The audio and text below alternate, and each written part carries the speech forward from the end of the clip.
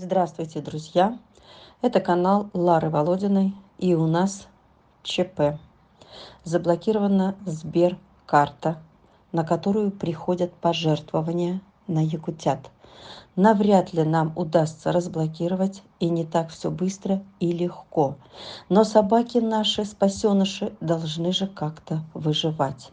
И лето на дворе, и карты не работают. Что же нам делать?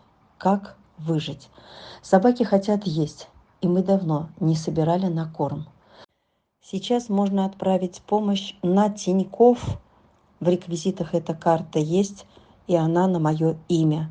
И размещаем также Сберкарту доверенного лица Яковлевой Натальи.